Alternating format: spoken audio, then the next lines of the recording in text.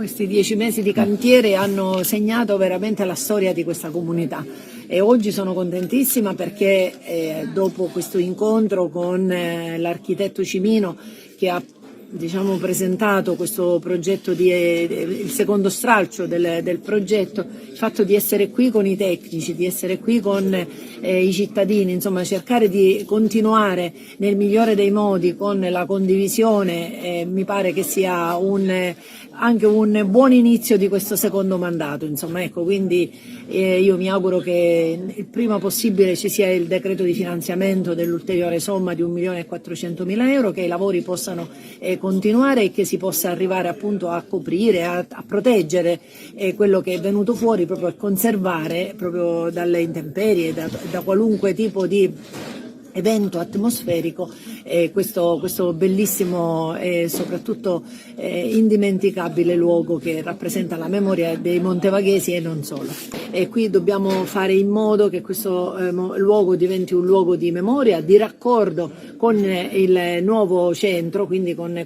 l'attuale città, e questa disponibilità che già altre volte hanno dato ma che ora si sta concretizzando, di aprire un museo, renderà il percorso fruibile,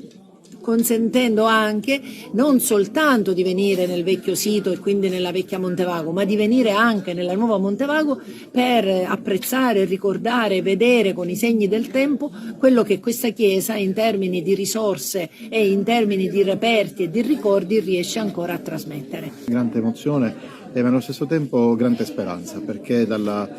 risorgere di tutto ciò che si trova sotto le pietre della Chiesa Madre c'è la possibilità di un risorgere di tutta la comunità ecclesiale e civile di Montevago. Pensiamo come diocesi che costituire insieme al Comune qui l'ente parco della memoria